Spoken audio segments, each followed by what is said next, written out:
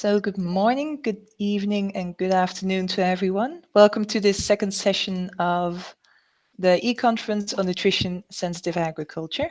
Happy to have you all here on this second day. Before we get started, I just wanted to show you around on our online conference platform. I'll quickly share my screen to show it to you because you all received an invitation for that. Ooh, sorry for that.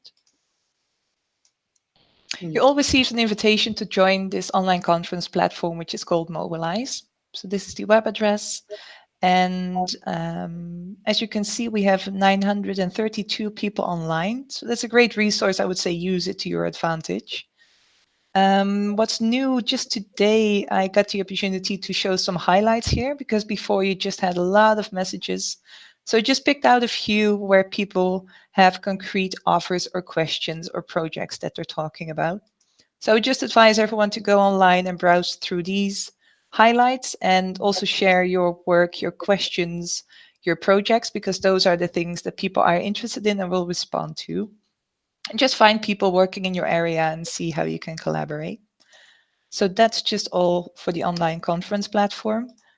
And just for the session today, if you have any questions, you can add them in the chat box on YouTube. Oh, I thought I stopped sharing the screen. Sorry. So you can just add the questions in the chat box, and we'll try to address as many of them as we can. Over to you, Jess. Great. Thanks, everybody, for joining for our second day of our e-conference on nutrition-sensitive agriculture.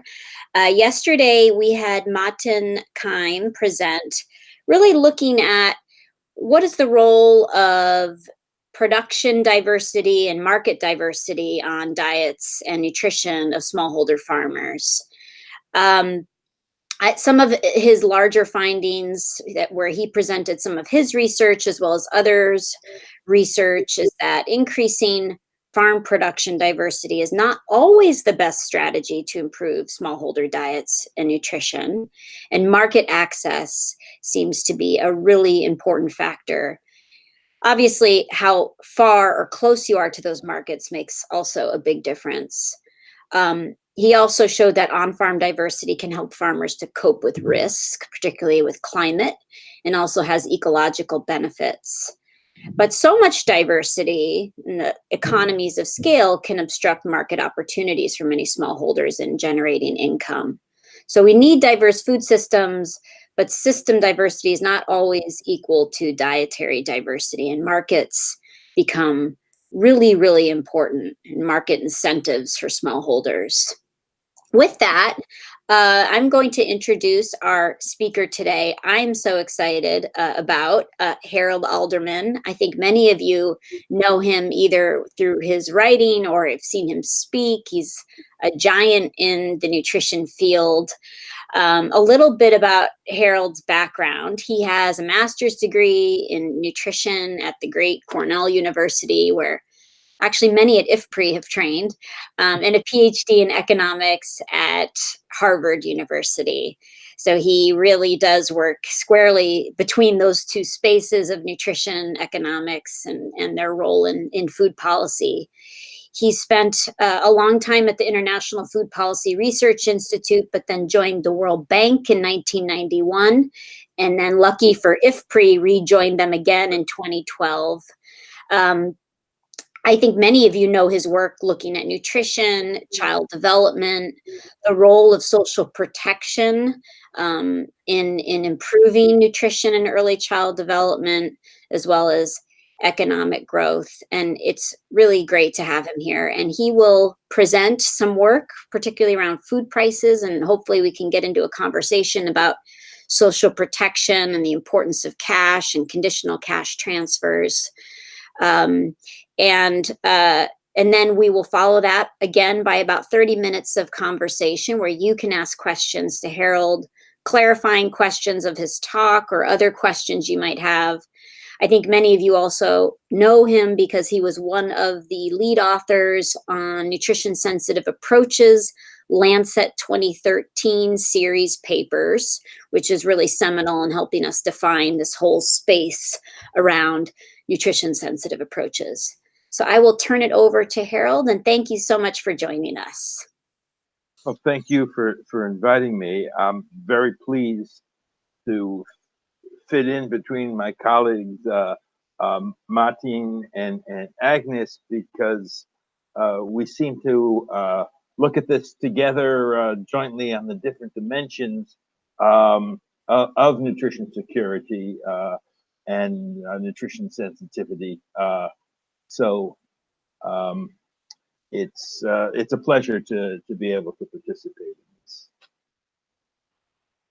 I will follow from some of the discussion yesterday. I'll go over again what we mean by nutrition sensitive programs. The 2013 Lancet series, which was just mentioned, um, modeled what would happen if you scale up 10 nutrition interventions that have been proven, that have been run in dozens of settings, and we have a very good idea of what to expect from those. If you did that and you targeted the countries that were most malnourished, the people in the countries that were most malnourished, and you scaled this up, costing something like $9.5 billion a year, you would reduce stunting by 20% and reduce child mortality by 15%. And that's great. I mean, nobody would be disappointed with that. The rates of return, these are very, very effective programs. But it's still not even enough to reach the SDGs. It's not enough. So that's the motivation for what we call nutrition sensitive programs in general, including nutrition sensitive agriculture. To go over what is meant by nutrition sensitive interventions. They are programs that look at the underlying determinants of child nutrition. And the general model, it affects food security, which is our main focus here, but also caregiving and access to health services. But it's also saying that it takes and puts a nutrition goal as part of a program in a sector that is not necessarily primarily aimed at nutrition. And this nutrition sensitivity can be put into the context of social protection, safety nets, which was just mentioned. Agriculture and food security is where we'll talk, but schooling, women's empowerment, child protection, and many other services, often from ministries that are not directly responsible for agriculture. So what's the goal of nutrition sensitive agriculture? Why agriculture can be so effective? First, you've got to realize, of course, that although the world is roughly 50-50 urban now, the majority of the world's poor, the majority of the world's malnourished are still rural. Many of them are involved in agriculture either as producers or as laborers. So one way that agriculture can affect these people, particularly the people who are involved in agriculture, is by own production, providing food. Now, that depends a lot on the market situation. I believe my team discussed that. In many cases, if markets are well developed, it doesn't matter what you produce, it's what you earn. And what you earn from agriculture, again, can be affected by nutrition sensitive agriculture by targeting. And targeting includes women. Women do a large share of the agriculture production in Africa, but even in Latin America and Asia, they have a large role. And how it's affected is not only what they produce, but what is their role in the household, the empowerment, which depends a lot on their role in agriculture.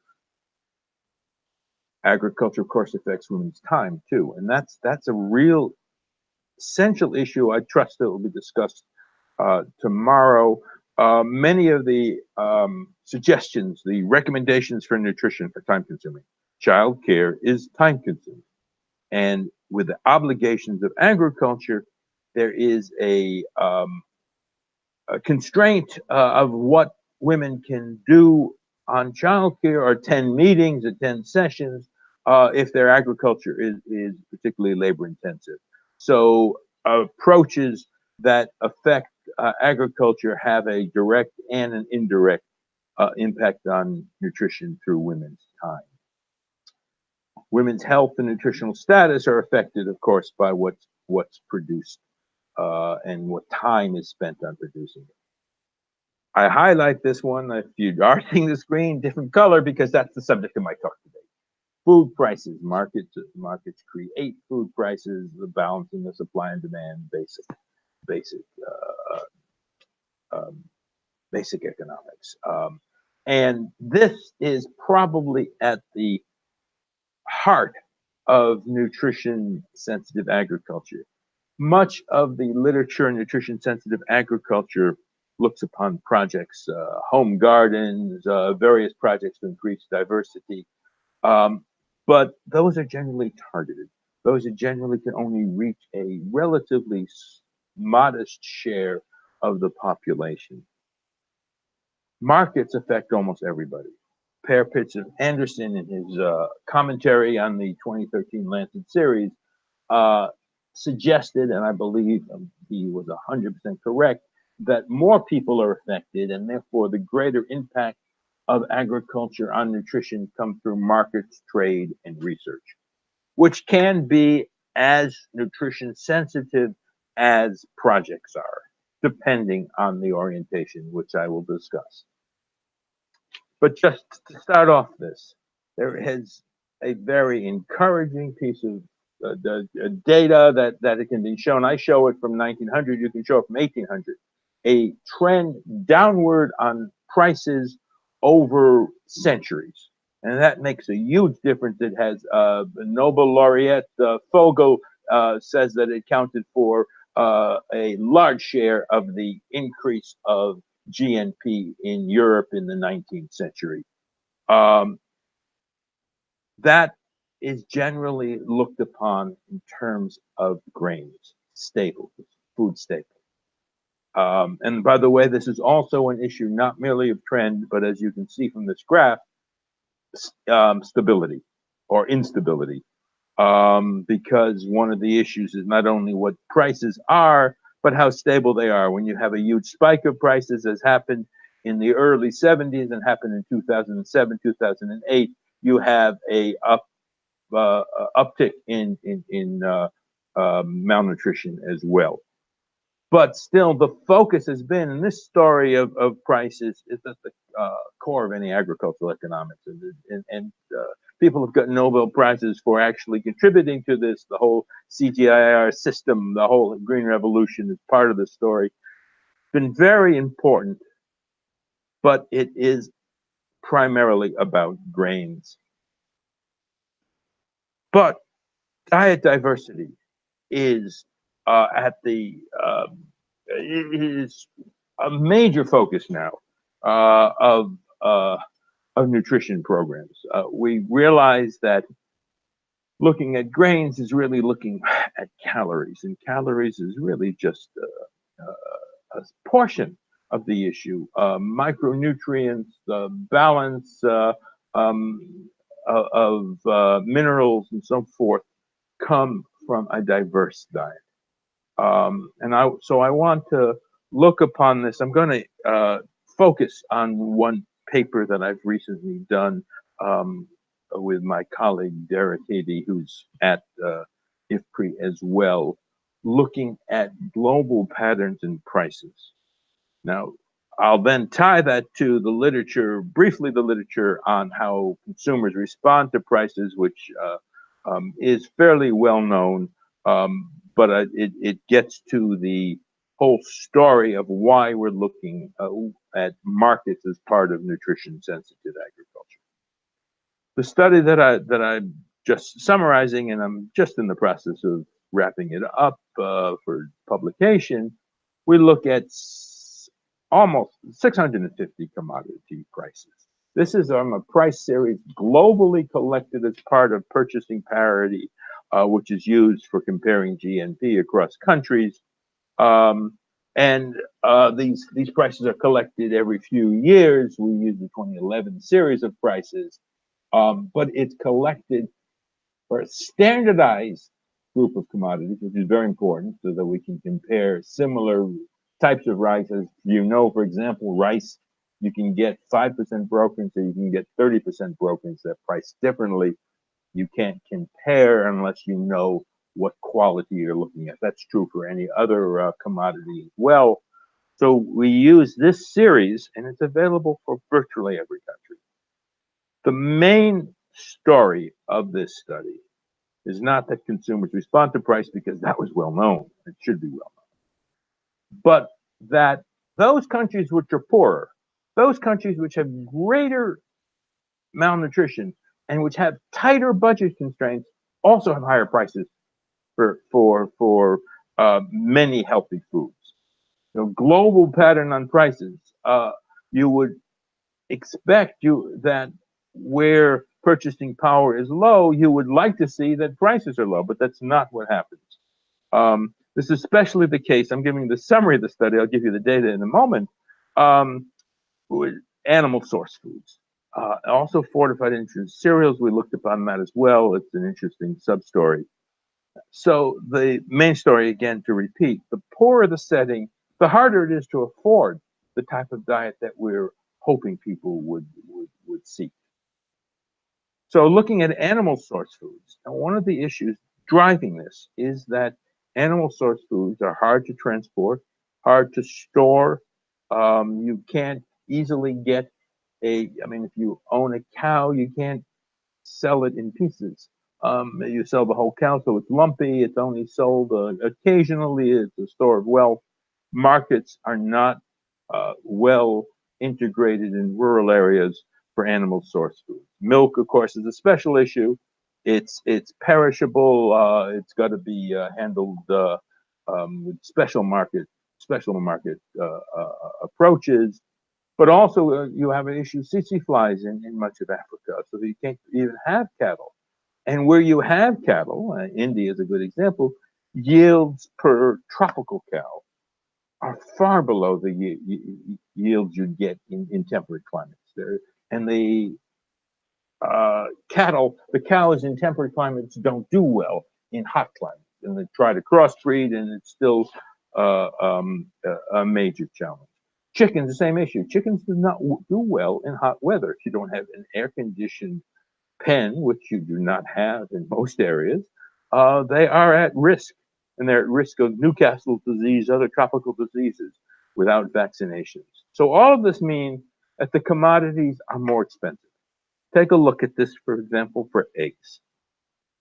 This is the relative price. Each of these prices are the price of a calorie from eggs compared to a calorie of the local staple. We have the local staple will be a basket of 3 or 4 commodities, which are the main source of calories in the country. Rice in some places, cassava and maize and millets in other places. If you look at this, all of Africa, almost all of Africa, have eggs that cost 10 times what they cost in Europe and the United States. Asia, it's a bit mixed, but again, more expensive. And there is a large emphasis now. Nutritionists have been recently reawakening to eggs as they realize that egg consumption doesn't really lead to the cholesterol problems that it was once believed, but that egg consumption is a very, very nutritious source for weaning age children. Milk, same pattern. Much of Africa, very expensive. In this case, India is not so expensive, but other places in Asia, Southeast Asia particularly, again, milk is expensive relative to the local staples and compared to Europe and the United States. Fish is a bit mixed. It depends a bit on access to seafood. Fish obviously doesn't transport well either, except that in sub-Saharan Africa, dried fish actually are a major source of animal source foods. So you get a bit of a more nuanced price pattern for fish and access to fish as a means of diet diversity. I also mentioned commercial weaning foods and their importance. They have been shown in various nutrition studies that given at the right time and the right quantities, which is a challenge, and that's a nutrition-specific challenge, that weaning foods are particularly important in low-income settings where calorie and protein and micronutrients are otherwise not uh, adequately consumed. But commercial weaning foods are out of the reach of the poor. Again, you see the same pattern I've been showing you for other important foods of the diet. In part, this is an issue of marketing too. Local production of commercial in some countries do have it. The standards of food safety are low, and consumers know that. You hear stories regularly of contamination. So consumers might go for imported foods, and then because they're so expensive, use them in inadequate quantities. This has been a problem that has been recognized in the nutrition community for some time. But look at the other way of looking at it. There are many foods which are easy to transport, or easy to store, and therefore are traded internationally, and the prices do not differ very much. And unfortunately, these foods include foods which are empty calories, particularly sugar. This map of the relative prices, the coding of it, looks very different from the other ones I've just shown you. There's very little difference globally in the price of sugar. DRC is a special case. It's probably an issue of transport. I don't really know. But in almost every other country, the price of sugar is not that much different in low income settings and wealthier settings. Soft drinks are a little different. Soft drinks are a bit harder to transport because the volume of fluids in there. Years ago, I was hiking in Nepal, and as I went higher and higher, and therefore farther from the road, when the road did not go up the mountain, every village, the price of Coca-Cola went up 2 rupees. As I went up 2,000 feet or whatever it was, 1,000 meters, something. Transport is still difficult. The price of soft drinks is not as even across the world as the price of sugar, but it still is less diverse than some of the animal source foods. Salty snacks, again, we're missing data in many cases, but salty snacks are often available everywhere and relatively cheaply. That's because oil and salt are both cheap and easy to transport. So making salty snacks locally using traded ingredients still gives you a low price.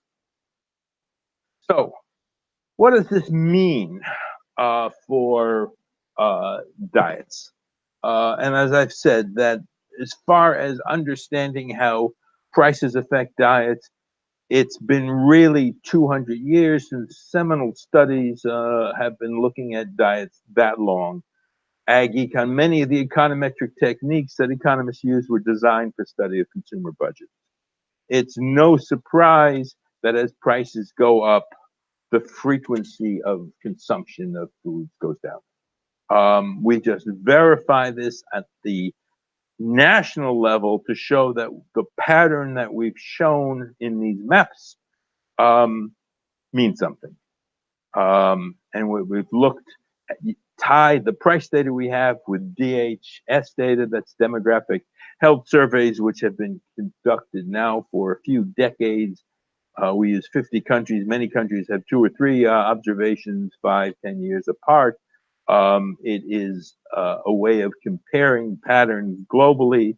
I've used DHS data. Sometimes I've used 600,000 children comparing impacts. In this case, I used national averages from 50 countries. And what I find is that when the prices are higher, the frequency that a child will have had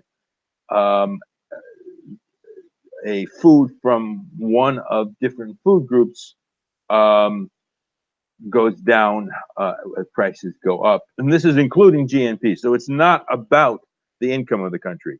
That is more or less controlled for It's about the relative prices after you consider the income of the country. And these 9 food groups that I looked at are the groupings that are often used to understand diet diversity, where they have vitamin A rich fruits and vegetables as a category, other fruits and other vegetables categories, animal source foods are categories. And what I found, particularly eggs and dairy, where the price, as I showed you, were particularly high in low income countries, that showed the most price sensitivity amongst the commodities. And I mentioned that nutritionists are particularly keen on trying to increase egg consumption, dairy consumption as well. You might have heard that in many places there's lactose intolerance among adults. That's not true for young children. And not only does milk have calcium, which is difficult to get from other food sources, and of course, high quality protein, it has actually growth hormones that affect child growth as well. Growth factors, not hormones, factors, a better word. I'm talking about naturally. I'm not talking about things that are bred in. And so, in general, it's shown that milk is again strongly associated with the nutrition status of children. So I'm showing, for example, that in moving egg price is one standard deviation. We use that in order to be able to compare the difference of different commodities, led to a 9 percentage point reduction in the percentage of children consuming eggs. And that's where only a quarter of children on average consume eggs. So with 9 percentage points is a very high percentage of the total consumption affected, again, robustly by prices. Conversely, additionally, we said we looked upon the price of foods and nutritional status, again, controlling for GNP. This is at the national level. We use this to repeat what is already well known from micro studies. It can be done on the study of 300 people in Ethiopia or 800 people in pick another country, Burma, Myanmar. I'm just picking arbitrarily. It's been shown in dozens of settings on the micro level. We show on the national level, again, looking at these 50 countries, the stunting rate in the country is associated with prices. Milk prices going up, for example, led to 2.7 percentage points increase in stunting. That's, I would say, something around a 10%, 5 to 10% of the total stunting. Similarly, we found, and this is the other way around, that prices in sugars, when price of sugar goes down, as I mentioned to you, the prices are relatively low, overweight goes up. Again, controlling for GNP. I don't know how many people here are familiar with the double burden of nutrition problem. That it turns out that stunting and overweight, or stunting and obesity, occur often in the same country. That overweight is not a rich country problem only.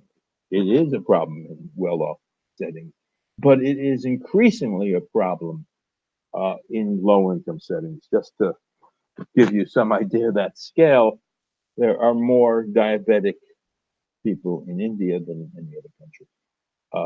The diabetes rates in Egypt or Saudi Arabia or Lebanon are the highest in the world, amongst the highest in the world. So you're getting in many countries, you're getting now a double burden. You get in urban Africa, you get both high rates of stunting and underweight and increasingly rates of obesity. A double burden's a challenge, and prices are part of the story. So this particular paper I've just summarized is just one of many that and point to prices. And when I say prices, obviously that is how markets are uh, reflected. Consumers and producers respond to markets through the price signals.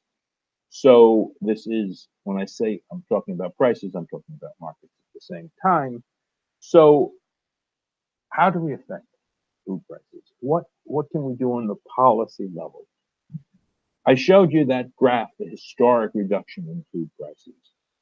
That is in part due, particularly in the last generation or so, due to increased availability of fertilizer. Irrigation came a little earlier. The combination of irrigation and fertilizer, again, has been accelerated as its impact. Research in agriculture has increased the productivity, and even though population and income growth mean that there are more people consuming more food, yet more food is being produced at a faster rate than demand goes up. That's why prices are decreasing.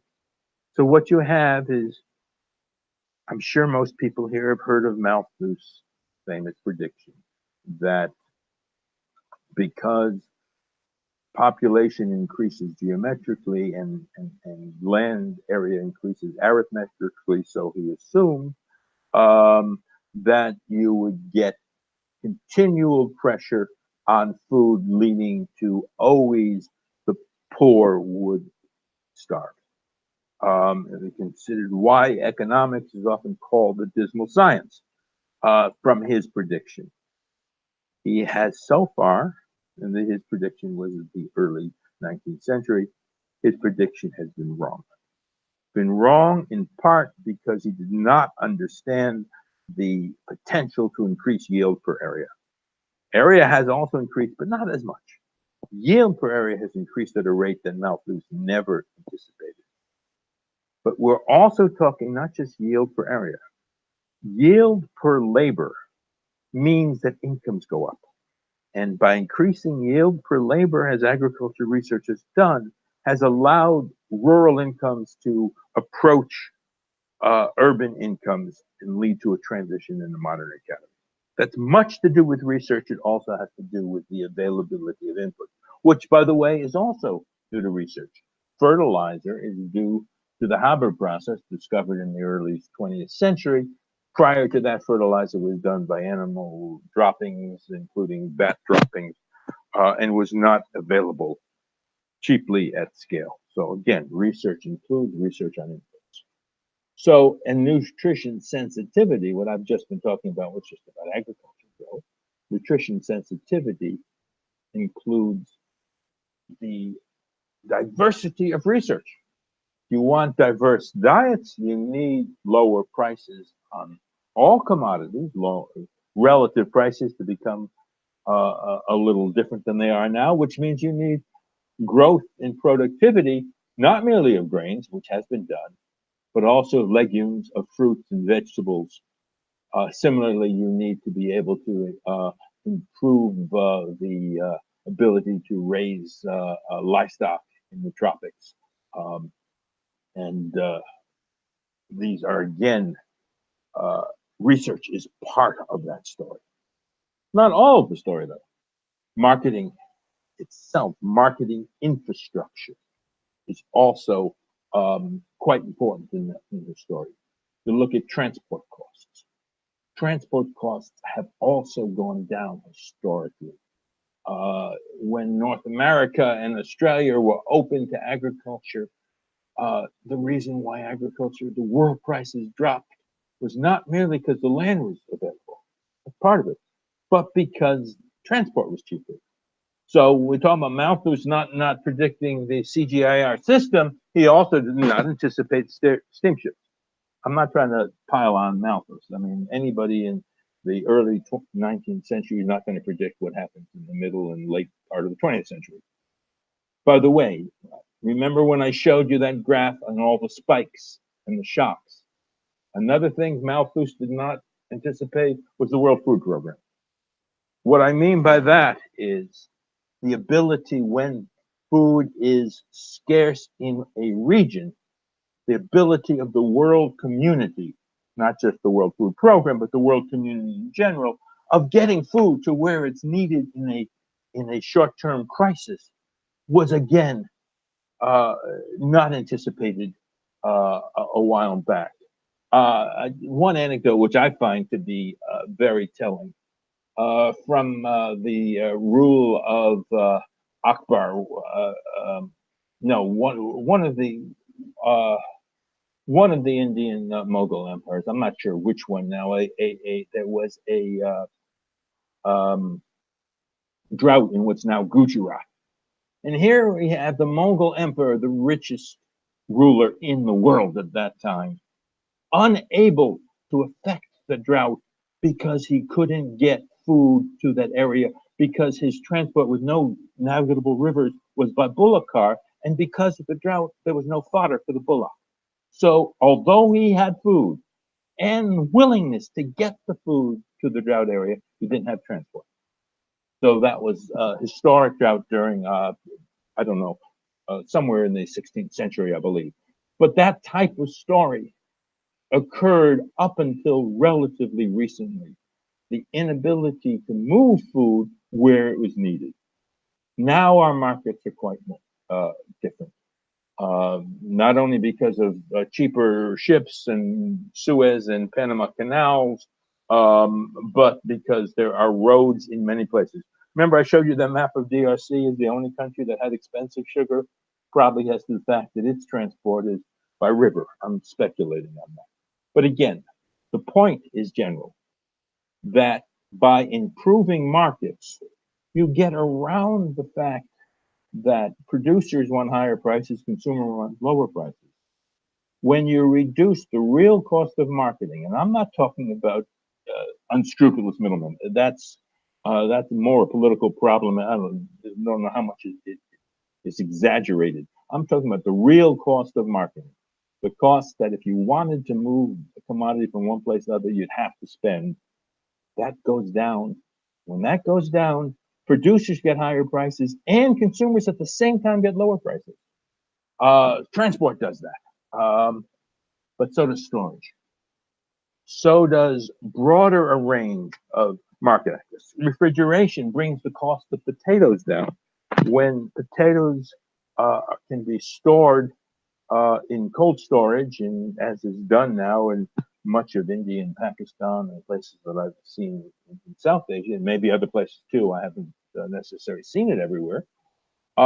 It means that becomes more of a staple or not a staple, but more regular part of the diet than it could be in the absence of refrigeration. But also even electricity in markets. Markets can be opened at different hours. Markets can be more easily used. You put in shelter from the rain, put in sheds for merchants. They're done. All of these make it easier to get the commodity. It's a matter not so much of production, but a matter of what's called now the value chain, the marketing channels. One other aspect of marketing channels, which is quite new, is the expansion of supermarkets throughout the world. In low-income settings, you now have huge chains. Some of them are South African that are all throughout Africa, but you get chains in Asia as well, China. Anywhere low-income consumers now can, in many places, more urban than rural, but still even in semi-rural areas, peripheral towns, can access a supermarket, which means you have more commodity, often more variety. Supermarkets can lower prices in general. It's a matter of scale. The marketing margins are quite different in supermarkets.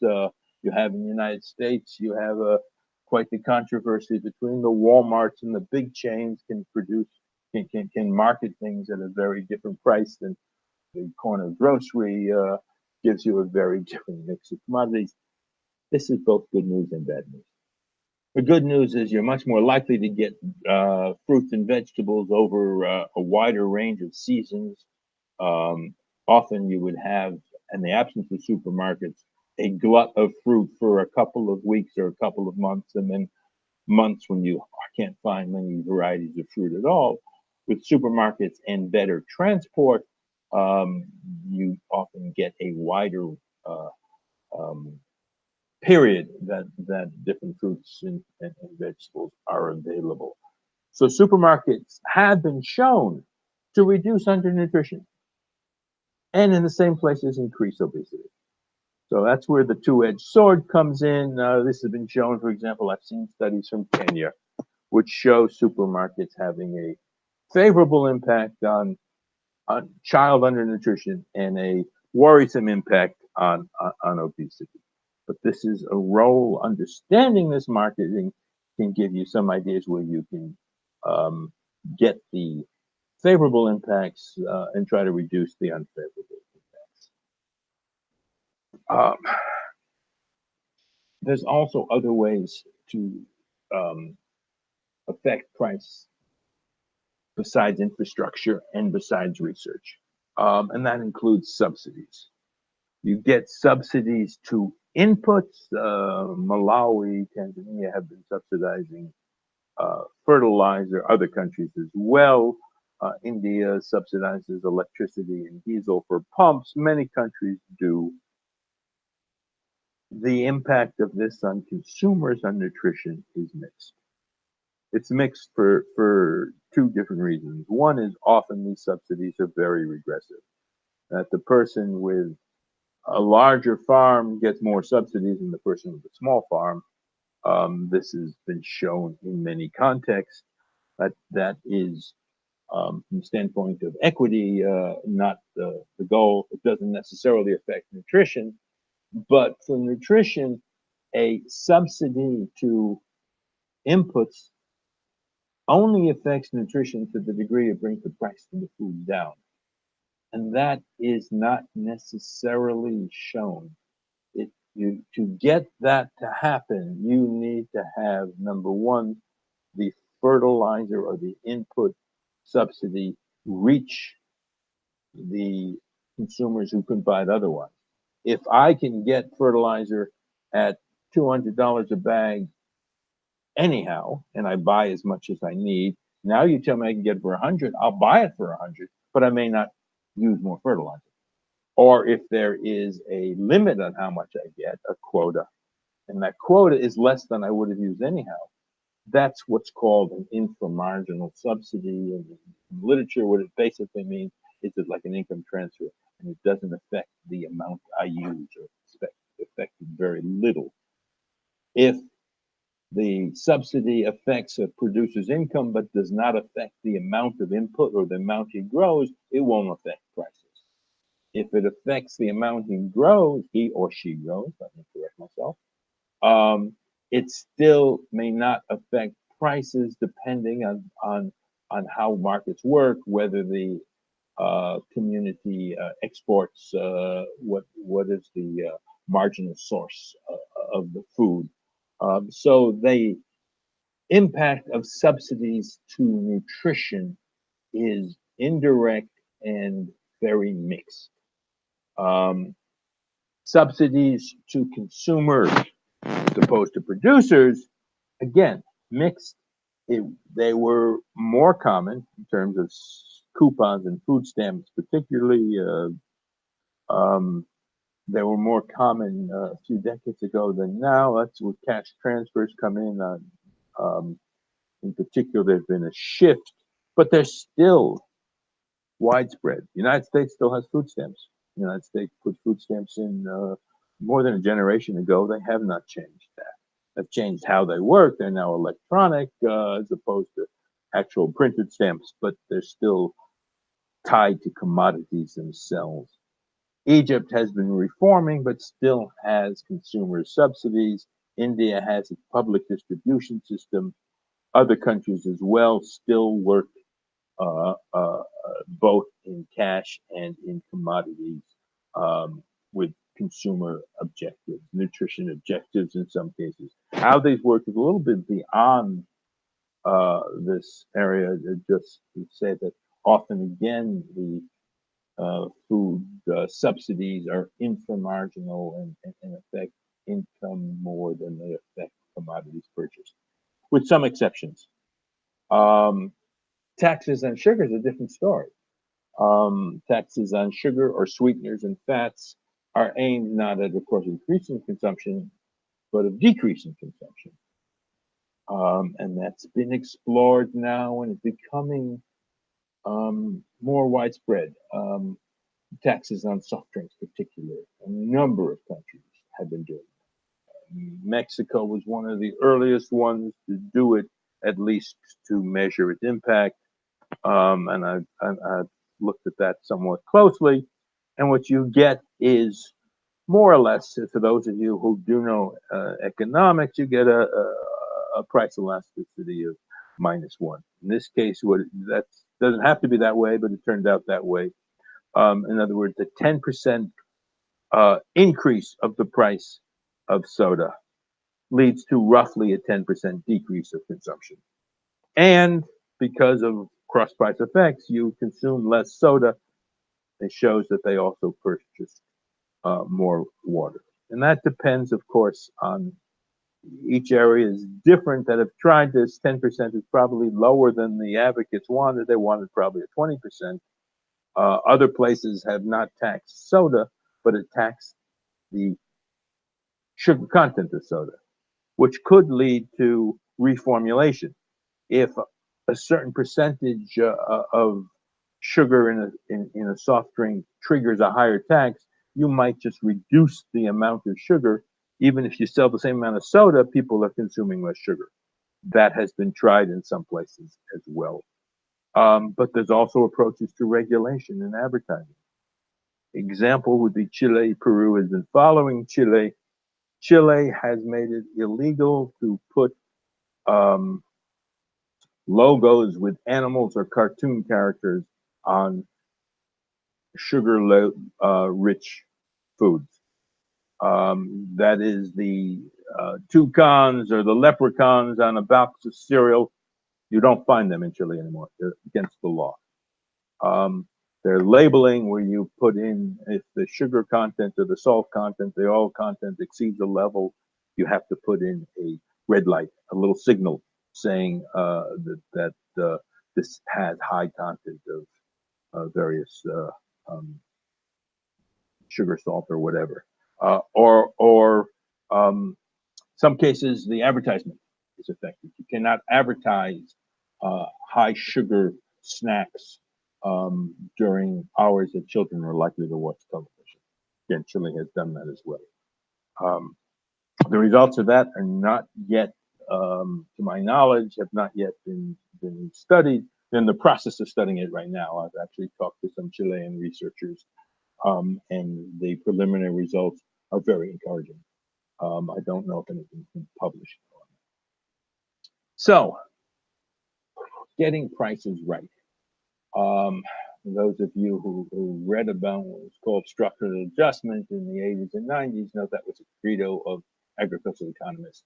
There were so many distortions that were in markets, often affecting producers' income negatively. And this was a major concern of development economists. That's fortunately, to a large degree, no longer a problem, and nowhere near the problem it was decades ago. Most of these distortions have been dismantled. But now you have more subtle distortions still. And one of them, as I've mentioned, is the focus, the whole CG system, which is a leading research system for international agriculture. They interact with national systems, and they have to interact with national systems to have an impact. Has been until very recently on a handful of different commodities, mostly. That research would impact the ability to, as I said, is very important for reducing the price of grains. But if you reduce the price of grains without a similar movement in the productivity of other foods, then you're going to have relative prices shifting, which is exactly what has been seen, which is exactly the subject of the maps that I showed you earlier. So we have still, within countries and between countries, large differences in prices. We have also large differences in income, and unfortunately, the differences in prices and the differences in incomes interact in a negative way. And the results are slower than desired reductions of undernutrition and faster than desired increases in body mass and overweight. So that nutrition sensitive agriculture will work at the farmer level in various ways, home gardens, etc., will work at the market level in terms of research, in terms of infrastructure, and maybe in terms, in special cases, of regulations. So that basically is how we can work at the market level to improve global nutrition. So I'm trying to give you back or unshare my screen, and I'm not sure how I can do that. Great, Harold. Thank you so much. Fantastic, fantastic talk. You can click on the left where there's got it. There you go. Right. Okay. Good. So let's discuss. Okay, great. I think you're still screen sharing because I can see myself blown up. Okay, then I will try it again. Okay. Perfect. Great. Right. Now we see you. Okay. Okay, thank you so much. Fantastic talk. We have a lot of questions coming in. Maybe we'll start with an early comment you made and an early question that came in. And tomorrow we'll talk about it more. But of course, it would be really great to get your perspective on this because you've worked in the field a long time and know the role of women. So Pride asks, when we talk of the women's time or workload as a recommendation of nutrition sensitive agriculture, what is considered a feasible workload? How much work is too much work? Which I think is a really interesting question because we don't really talk about what is a typical work? What should it look like for a woman who has children and farm duties or market duties? So from your perspective, Harold, what do you think is enough work for a woman? I wish I could give an answer, but it's that really is very context specific. Let me put it in another perspective. It depends a lot on who is sharing the workload in two ways. It has a lot to do with what's the male's role in childcare in many households. If the male's role in childcare is larger, then the woman has more time to do her productivity. And that is a focus of many childcare interventions because the male's role in agriculture is not an important, in childcare, excuse me, is not only important for nutrition, it's important for child's cognitive stimulation as well. There's also the issue of are there tasks that would be encouraged that are now women tasks that could be male tasks or both. And I remember seeing a very promising project. I have no idea how well it worked in the long run because I never got back to the area, but in northern Uganda, they were trying to encourage men and women to work together to tie beams up because one person can't really do the pole beams as well as two people, and if they work together, the productivity would go up and the labor demand would be less. They were trying to encourage, I don't know if they were successful, but again, trying to chip away at the silos. The fact is, this is men's role, this is women's role. Rather, this is household roles, both for agriculture and for childcare. Probably would indirectly address that problem.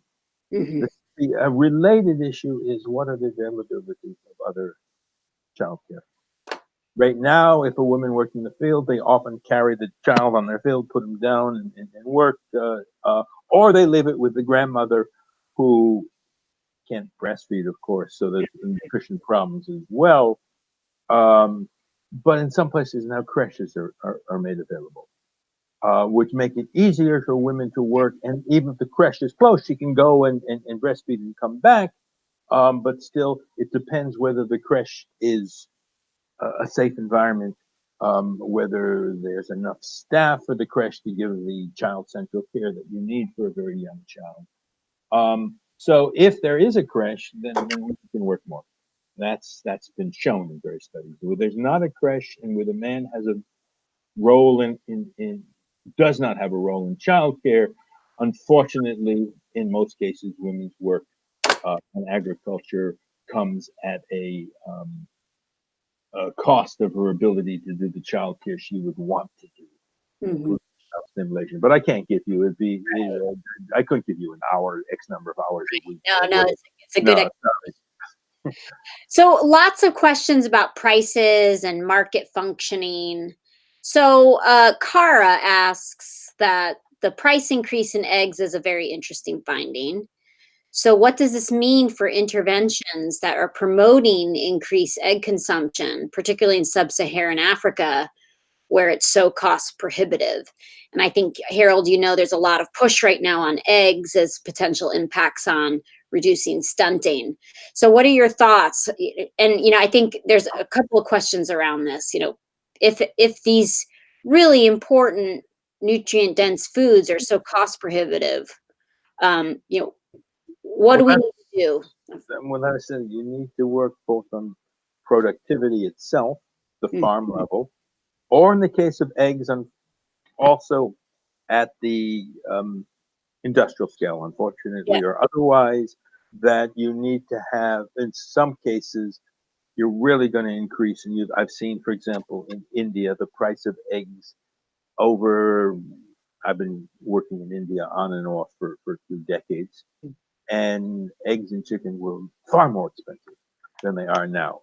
Mm. And that's because they have put in peri-urban areas and in rural areas, they've put in larger scale um, production, which probably is needed again, given the vaccines and so forth for chickens, is needed as part of the general pattern. But even if you have that, you still need to have a market channel. Yeah. You still need to be able to move the eggs and keep them as whole eggs and not scrambled eggs. Um, but you'll also have, and there are programs done in many places in rural Africa trying to encourage egg production itself. Because really, there's two types of chickens. There are broilers and there are layers.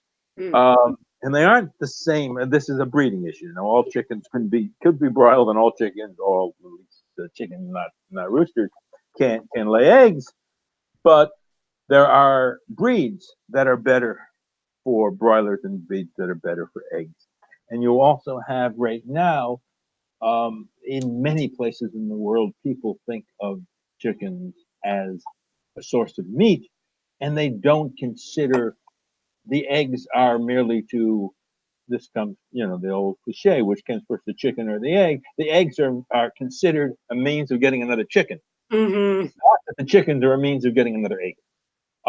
In which case, maybe slightly higher prices for eggs would allow people to say, hey, maybe I should keep more layers around and sell more eggs and target to grow less chickens. That depends. Prices, after all, are a signal. And you need to have that signal, but you also need to have research on how to encourage egg laying strategies as opposed to broiler strategies in rural areas, Mm-hmm. where the markets are not going to, the producer level, the high scale level of chicken and egg production is probably going to be much more likely urban or peri-urban. In rural areas, it's going to be local, and there has to be a shift a bit of the balance between raising chickens for broiler and raising chickens for eggs. An interesting question from Linda asks, when it comes to prices, I always wonder whether we want higher or lower prices. Higher prices are good for consumers, but higher prices are good for producers, but lower prices are good for consumers, who are often also producers. So what do we do in that case, right? We want them to be able to earn money for producers, but for consumers, out of reach. That's what I mentioned about reducing the cost of production and the cost of marketing. Because what you want, not quite higher prices for producers, you want higher profits for producers. Now, higher prices might give you higher profits, but lower cost of production will give you higher profits as well. If you can lower the cost of production, if you can get more rice or more beans or more tomatoes per hectare, then you probably get more profits, whether or not the prices go up. Now, you also have the issue, as I mentioned, if you can reduce the marketing margins. If it costs less to take your tomato to the market, or if it takes less to go from the peripheral market to the city, which is going to buy all your tomatoes, then you get a higher price for your tomato, even though the people in the city do not pay more for that tomato, because less is spent on fuel and trucking or whatever. So there are ways of reducing prices for consumers without reducing profits for producers. And they come in the case mostly of infrastructure, but also in research. And Manish asks about the middlemen in supply chains, and that they often are one of the reasons for higher prices. So we talked about, you talked about infrastructure, etc. But what about the middlemen that are, each as it moves along the chain, right? A little bit more is added to it, maybe value. Right. Yes. So what to do there? It's a standard concern that the middlemen. No one ever says middle women or middle person. No, it's gender neutral. Anyhow, the middle person, because in Africa, the middleman is a middle woman. In Kenya, it's the market mama. But anyhow, the market chain provides a service. People often blame the market chain for higher prices, and occasionally, I'm not saying that they are saints, but they are doing a service, and that service is often without much of a profit margin for them either. It costs them something to go to the small town and get a few bags of potatoes and carry that, however means of transport they use, to the larger. And they need to get paid to do that. And if there are many people who have to do that, that person goes from the farm and brings it to the peripheral town, and somebody else picks up a peripheral town and trucks it to the wholesale market, and somebody else then trucks it or carries it from the wholesale market to the retail market. Each of them play a role. It provides a service, either in transport or storage, that we want, because we want the price, we want the commodity in a different place and a different time than it was grown. Those are services. If we can find a way to reduce the real cost that they spend on doing that, if the markets are competitive, and in many places, I would say most places they are competitive, that will reduce the price. If it's not competitive, then of course you reduce the cost, it increases the profits to the merchant without necessarily affecting the consumer. But I think those are the minority of cases. It's often, as I said, there's a political dimension to this. You have the Indian merchants in East Africa, the Levantine merchants in West Africa, you have the Chinese merchants in Indonesia, you have Jewish merchants all over the world who are blamed for high prices because they are the other. But it's not necessarily the case that they are getting a unreasonable markup. There are cases, I don't dispute that, but in many cases, they are paying the cost that they need to bear to move the commodity or stall the commodity. That's great. And I think you mentioned it once or twice, Harold, but what's your take on policy like subsidies or price ceilings on staple crops, particularly because you had mentioned the agriculture system focusing more on diverse crops and more nutritious crops. But what about, we think about the United States subsidy policies. What's your take on how we can shift subsidy policies, and what's the realism in those actual shifts? We're hearing a lot about taxation and subsidy policies, right?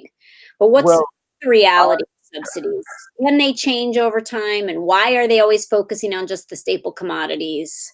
What's your take on subsidies? okay, there, I did Big allude. topic. That's in itself a 3-hour.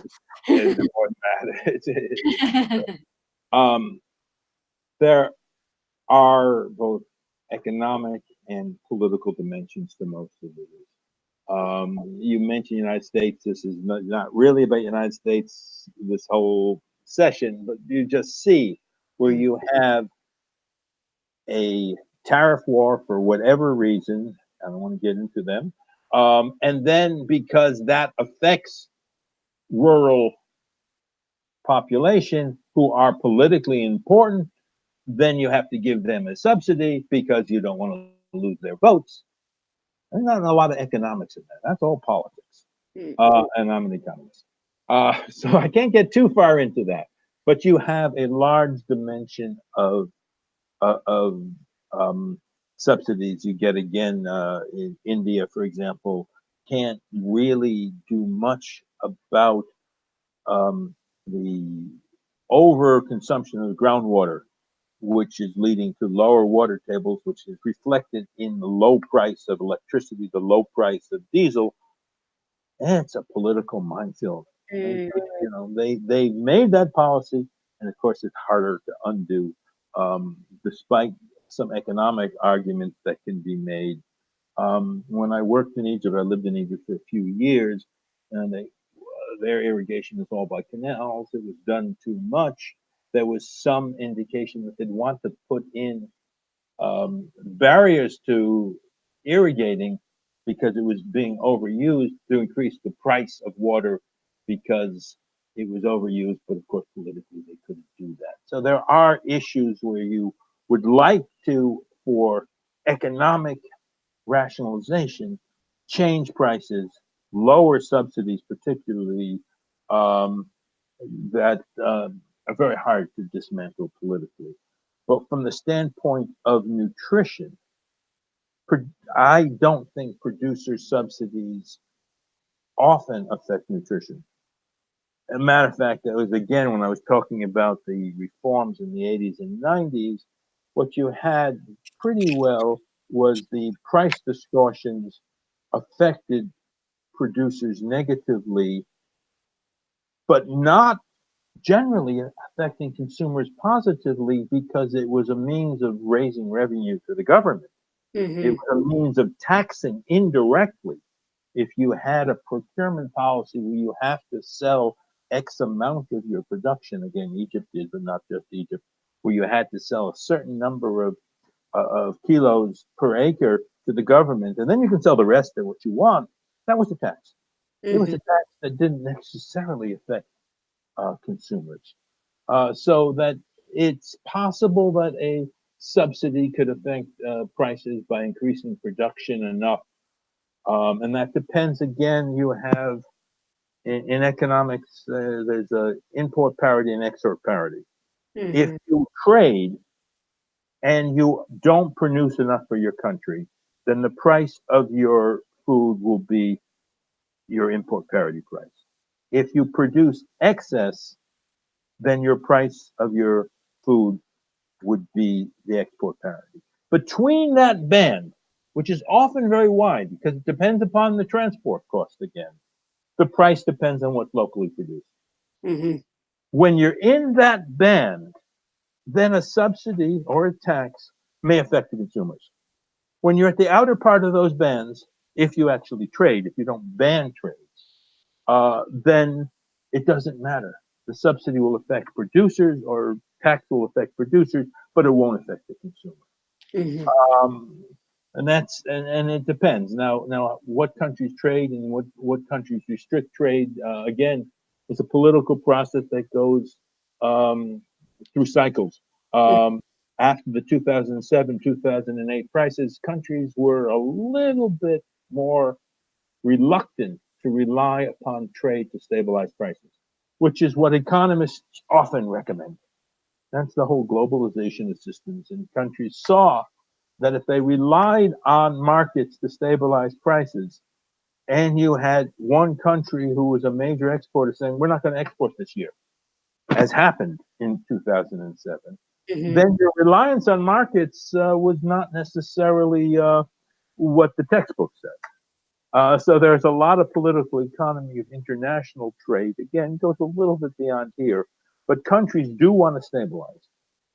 Strategies often for storage prices, where you have a floor price at which the government releases storage and a ceiling price, the other way around, ceiling price where the government releases storage and a Mm-hmm. floor price with the increased storage, have been tried. They're very hard to actually implement, again, because of politics. Mm-hmm. A case in point and I worked on Malawi 2001. They had a storage policy that was going to stabilize prices. It was recommended at World Bank, IMF to recommend storage and release triggers. And if you get too much storage, the recommendation was to sell. The government did that, and then the next year there was a drought, and there was nothing in storage, and people said, "See how unfortunate the storage trigger was. You sold all our grain to neighbors." Well, Mm-hmm. it turns out it wasn't that they sold all the grain to neighbors, but that they sold the grain to neighbor and the minister kept the money. If the government kept the money, they could have then bought grain from South Africa and stabilized prices. Mm. So it wasn't the storage policy per se, it was the corruption of the storage policy that led to the price spike. So this is, there are many examples where it's worked and there are many examples where it hasn't worked. Pakistan did a very good job in at least in the 80s and 90s of stabilizing prices domestically. I haven't been there more recently, so I can't say. So it has sometimes where governments have used storage policies to reduce spikes and to smooth out floors for the sake of consumers, and producers. But in many cases, it's misused. That's one reason why economists have favored trade, but again, that can be misused too. So this is a highly political, context-specific issue. Um, you also had talked about subsidies and taxes on the consumer side. That could be at the retail level. Mm-hmm. There have been times when governments have given high prices to producers and low prices to consumers by absorbing the wedge in between. Mm-hmm. Morocco did that for years. You can do that.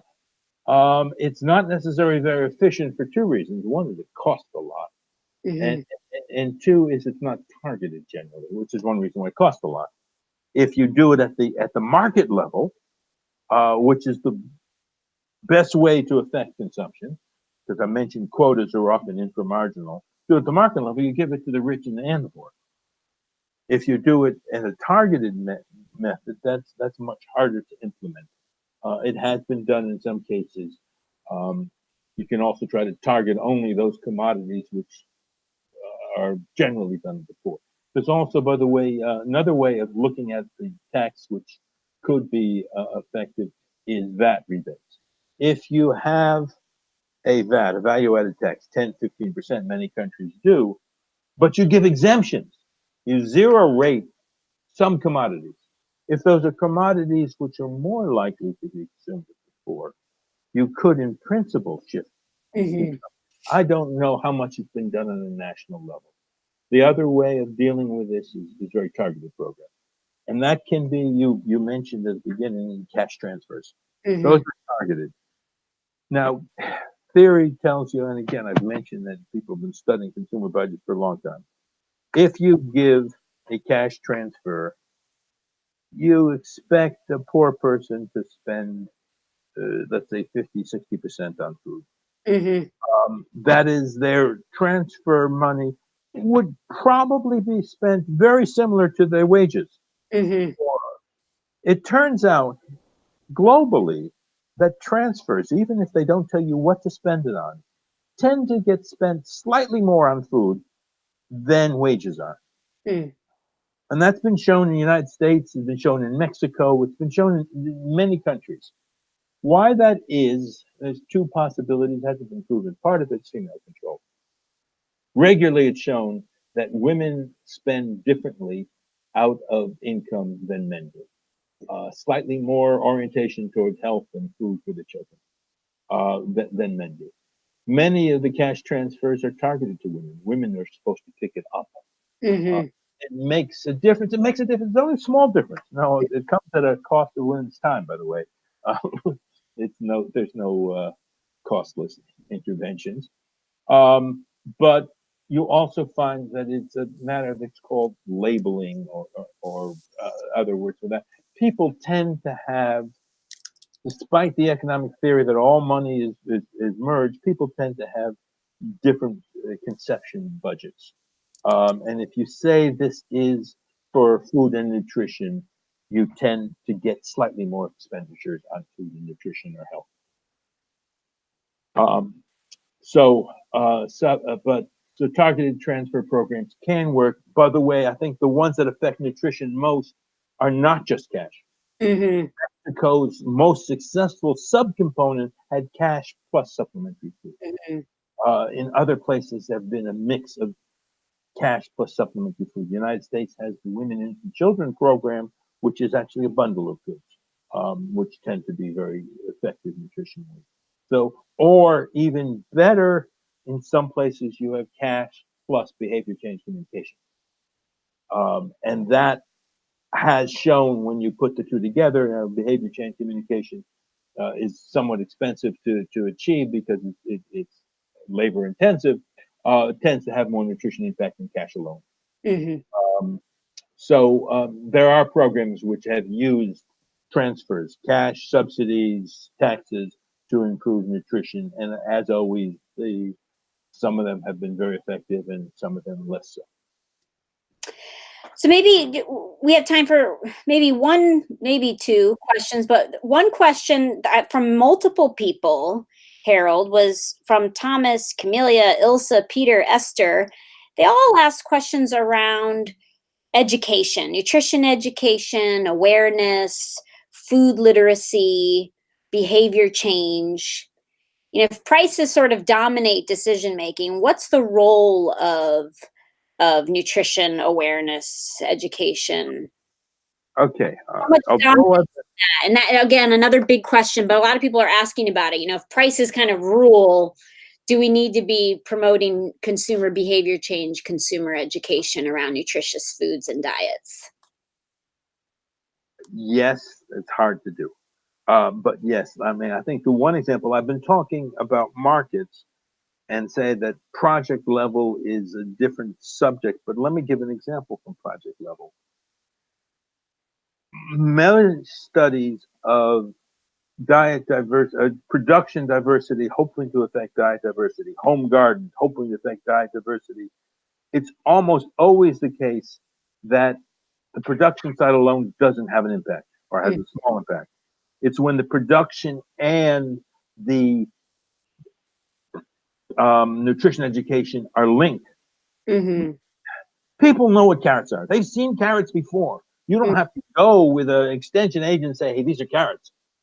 What you do is say, hey, carrots actually are very good for the health and the vitamin A, which helps the child resist disease. Mm-hmm. Oh, I'll spend a little more time on these carrots than I realized. Mm-hmm. That is not. Now you can, of course, show how to make carrots grow better, spacing or new varieties. I don't know, but it's usually when you link the nutrition education, behavior change, and the production that you get a better impact on diet diversity. Now, from the transfer program, it's a different issue because many of the issues that you are discussing diet diversity, and the impacts are again mixed and modest, but you're also discussing better weaning. Mm-hmm. Small foods 5 times a day, small meals as opposed to try to do 2 meals a day, or how you wean and when you should reduce the milk consumption, when you do introduce solid foods. That's not a price issue per se. But that linked to transfer programs has always been effective. Mm-hmm. Telling people that a certain food is nutritious works to some degree. It works often.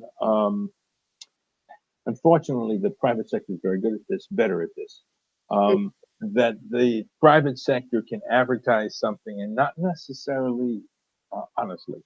Mm-hmm. Uh, I drink coffee, and the literature now is coffee's not as bad as we thought 20 years ago. It's actually good. But I remember seeing some bulletin boards in New Delhi 20 years ago as saying, drink coffee, it's good for you. No basis of fact behind that. Mm-hmm. But it was a good advertisement. Maybe it was a good advertisement. I'm not sure. But you see that a lot. You see various product claims that are not necessarily true, so that the nutritionists have to compete with people with a bigger budget and better public relations agents. So it's hard to deal, as I said, nutrition education about weaning, about healthcare, about childcare is a different topic than buy more of this food and so forth. Mm-hmm. I'm sure it works in some cases. I can't point to any systematic reviews of how effective it is. I don't know myself. Um, but there are different types of messages you can focus on, and messages in terms of prices and messages in terms of caregiving are very different messages. And I think there was a couple of questions around the role of large companies and how can we incentivize them to do more good than bad, right? And this is a big challenge in the nutrition world, particularly the multinationals of of promoting public health good at the same time of profit. And I think there's se- several questions around how do we do that in a better way, um, to better engage companies to care about nutrition outcomes at the same time of just focusing on prices and profit. Maybe we can just you can give a Okay, short answer on that, there Eric. are two different directions. One is, of course, if people demand more nutritious food, going back to where that Hmm. demand comes from, is a bit questionable. The companies will respond. If somebody, you see it now, you have niche markets for organic food, you have niche markets in the United States for gluten free. Whether this is needed is another question there, but they will respond to it if there's a demand for it. That's one side. The other side is still the regulations that has to go in there. The regulations for product safety. That's part of the value chain. I didn't have much time to discuss it, but that's a very important part of the value chain, product safety. But also, as I mentioned to you, on what they can and cannot advertise, what they can and cannot claim, to whom and at what time. I gave the example of Chile. Those things work, providing that you enforce the regulations. One of the largest issues on the interaction in the nutrition community and private sector was on marketing of breast milk substitutes. Um, rather highly politicized in the 70s, led to a convention on breast milk marketing, where women did not go to the hospital dressed as nurses and said, this is better for your baby, and give them a sample of powdered milk, when of course once they've used that for a few days, a few weeks, their breast milk consumption drops. That has been ruled unethical, and it has been ruled unethical since the early 80s. Mm-hmm. Global level, global treaties on this, not always enforced.